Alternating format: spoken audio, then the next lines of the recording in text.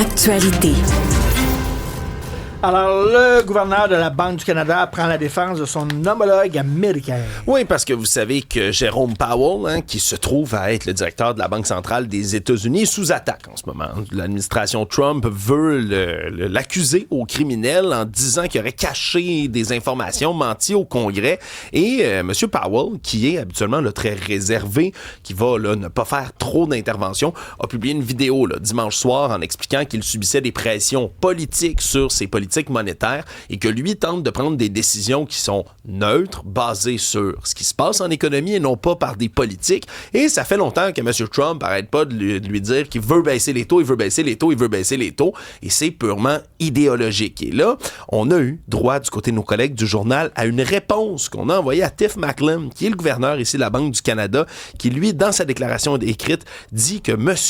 Powell aux États-Unis incarne l'idéal du service public, fait un très bon travail dans des circonstances difficiles pour prendre des décisions de politique monétaire qui sont fondées sur des données et non pas sur la politique. Donc c'est quand même c'est quand même assez direct, assez clair comme position du côté du Canada. Les capsules de café Keurig, on nous disait que c'était recyclable, elles n'étaient pas recyclables, donc là, ils doivent payer de l'argent. Exact, c'est la Cour supérieure de justice de l'Ontario qui a approuvé en décembre dernier une entente de règlement national pour les allégations de tromperie sur la recyclabilité des produits, comme tu l'as dit. C'était pas recyclable ou pas complètement recyclable ou pas comme on l'avait dit. Et là, mais ça là, ils vont verser 1,8 million, mais là, j'ai vu ça 5 piastres. Ouais, c'est les comme gens vont avoir 5 piastres. 5 ou 7 dollars. Puis je vous le dis à la maison, si vous souhaitez, c'est le www.kcuprecyclingsettlement.ca, le site sur lequel vous fallait faire une réclamation. Il y en a un sur lequel on ne demande aucune justification. C'est juste si vous dites avoir acheté des capsules Keurig quelque part entre juin 2016 et décembre 2025, vous auriez droit à un gros 7 piastres. Le cartel du pain, tu recevais combien? Ça dépend. Au début, on parlait de 100 piastres. Vers la fin, on parlait d'une piastre.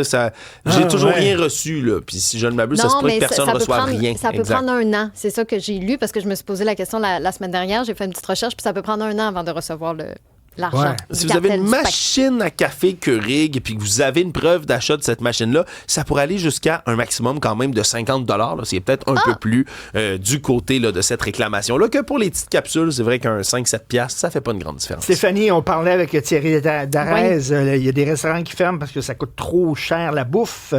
Le Dagobert, qu'est-ce qui va se passer avec le bar Le Dagobert à Québec? Le Dagobert ne vend plus de bière. Pam, pam, pam. Et là, tu sais, j'ajoute quand même une petite Pour vrai?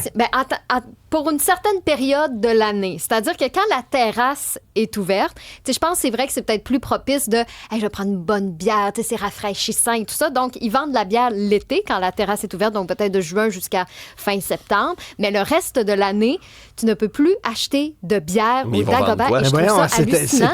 Mais ils vont vendre quoi? Je comprends pas. Ben, tu sais, des drinks où il dit, parce qu'il y a un article dans le journal de Québec, le propriétaire dit que les jeunes sont très shots, des shots de tequila, des shots de tout ça. Donc, tu peux acheter n'importe quoi d'autre, mais pas de bière. Il dit que la bière était un incontournable, tu sais, dans les années 80-90, mais qu'il y a eu un changement de cap et que pendant l'hiver, c'est difficile à rentabiliser et qu'une caisse de Corona, parce qu'on parlait justement que c'est difficile de s'approvisionner, fait qu'une caisse de Corona, par exemple, se vend 130 $ pour les restaurateurs, mais qu'à l'épicerie, ben, tu peux te payer cette caisse-là 43 $. Donc, c'est difficile de rentabiliser comme ça. Puis que effectivement, c'est comme si les jeunes consomment moins de bière puis changement de cap.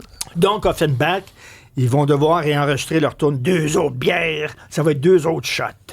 Oui. Ouais, on va ramener Offenbach juste pour ça. 2 autres shots. Charlotte Cardin. Oui, bien rapidement, parce qu'on aime ça suivre quand même son développement, sa carrière à l'international. Elle vient d'avoir 3 nominations aux Victoires de la musique en France, qui est comme l'équivalent du Gala de la disque, dans la catégorie artiste féminine de l'année, aux côtés de Vanessa Paradis, chanson originale et création aussi audiovisuelle pour sa chanson Tant pis pour elle. La soirée de récompense, ce sera le 13 février, mais elle continue son ascension. Elle est vraiment très bonne. Oui, Pour d'autres nouvelles du genre, allez sur le site et l'application cube.ca.